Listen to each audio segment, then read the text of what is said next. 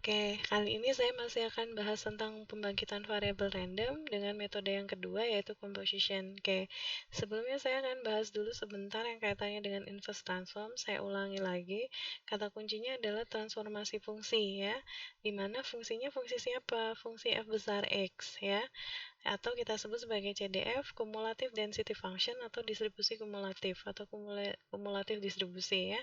Oke, nah sekarang kita bahas tentang composition. Oke. Teknik komposisi dapat diaplikasikan apabila fungsi f besar dapat diekspresikan sebagai kombinasi konveks dari fungsi distribusi yang lain, seperti f1, f2, dan seterusnya, di mana sampel dari fi lebih mudah dilakukan daripada fungsi f besar yang asli ya. Kalau bisa dilihat di sebelah kanan saya tuliskan bahwa f besar x terdiri dari beberapa fungsi kecil-kecil, f1x, f2x sampai f tak hingga x. Di sini saya tulis pakai minus atau strip ya, tak hingganya karena nggak ada simbolnya. Oke.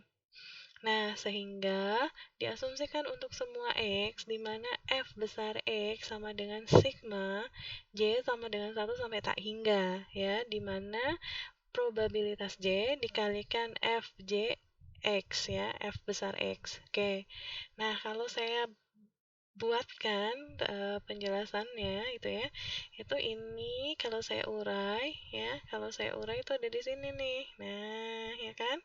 Bahwa F besar X ya, F besar X itu P1 kali F1X ditambah P2 kali F2X sampai tak hingga ditambah P tak hingga kali F tak hingga X ya. Kalau saya merujuk dari uraian ini, benar nggak?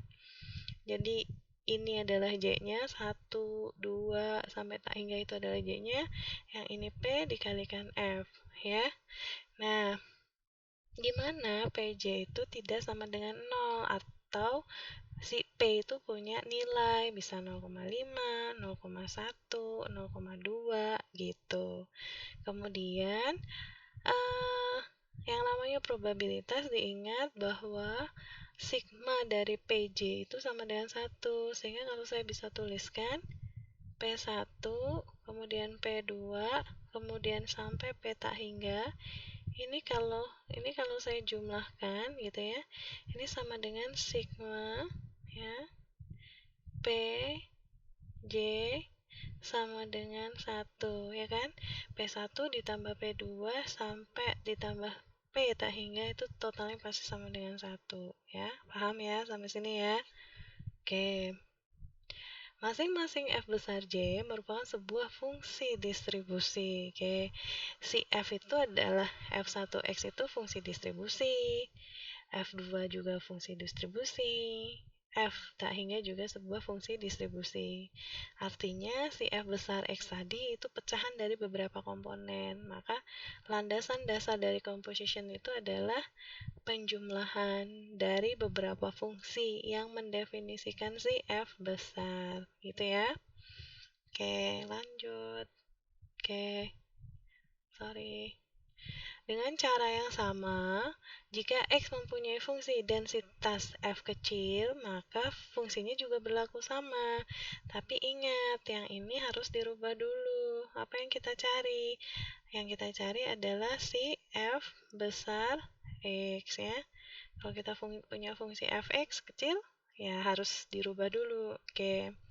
Algoritma dalam komposisi itu ada dua, bangkitkan integer random positif J, sehingga probabilitas J sama dengan probabilitas J, di mana J-nya adalah 1, 2, sampai tak hingga. Kemudian, hitung variabel random atau X dengan distribusi fungsi J. Hampir sama dengan inverse transform ya. Oke, selanjutnya. Oke. Kadang metode komposisi ini dapat dibuat dalam interpretasi geometris ya. Contoh, untuk variabel random x yang kontinu dengan fungsi densitas f dan area di bawah f besar dapat dibagi menjadi area P1 dan P2 terkait dengan komposisi f kecil ke dalam representasi kombinasi konveks.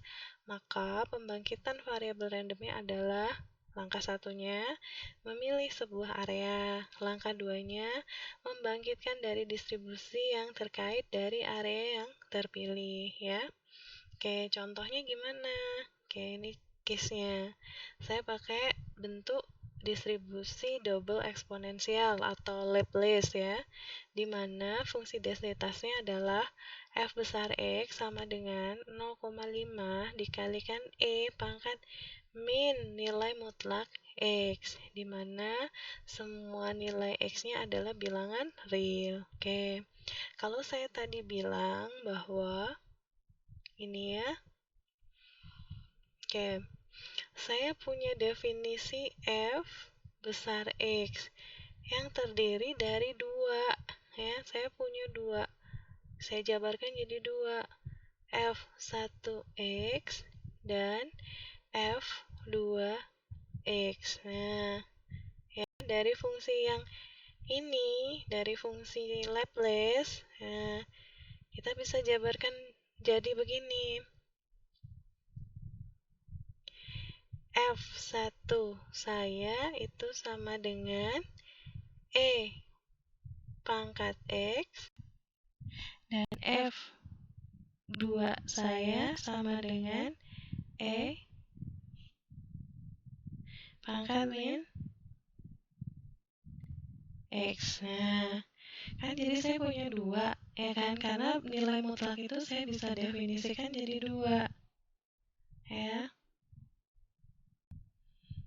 Nilai mutlak itu representasinya dua, bisa dia min X, bisa dia X. Nah, begini ceritanya ya. Sehingga saya jadi punya dua fungsi, satu F1 sama dengan E pangkat X, dan yang dua F2 sama dengan E pangkat min X ya, atau di sini pakai X harusnya. Oke, saya rubah dulu. Di sini saya rubah ya, pakai X. Jadi saya punya fungsi F1X, yang kedua F2X. Nah, ini definisinya. Sehingga gambarnya jadi begini. Punya dua fungsi kan? F1 ya, yang di sini. Oke. Ini ya, F1, yang satunya F2. Nah, penjelasannya sebenarnya dari sini. Karena kita mengurai nilai mutlaknya tadi. Satunya pangkatnya X, satunya pangkat minus X. Nah, 0,5 di sini ya, 0,5 di sini itu berdasarkan fungsi yang ini. Nah, ya kan? Dia punya 0,5, kita bagi nih jadi dua. Ada yang min X dan ada yang X. Nah, sekarang kalau dia nilainya min X ada di sebelah kanan ya area, kalau yang nilainya min X ada di sebelah kiri. Nah, begitu penggambaran dari geometrik ini. Nah, sehingga kita terlihat bahwa Fx merupakan dua fungsi densitas eksponensial yang saling membelakangi. Satunya mengarah ke sebelah kiri, satunya mengarah ke sebelah kanan. Sehingga saya punya dua fungsi nih. F1x sama dengan E pangkat X, dan F2x sama dengan E pangkat min X. Di mana probabilitasnya sama. P1 sama dengan P2 sama dengan 0,5. Ingat yang di sini tadi ya, bahwa sigma dari PJ itu sama dengan 1. Sekarang saya punya P1 saya sama dengan 0,5 dan P2 saya sama dengan 0,5 juga ya. Jadi sama, nilainya 1. Oke. Sekarang langkahnya gimana tadi? Oh, bangkitkan dulu distribusi probabilitasnya ya, atau bangkitkan bilangan random U1 dan U2 sebagai bilangan random berdistribusi uniform dengan interval dari 0 sampai 1. Ini ya di sini. Kemudian gimana memutuskannya?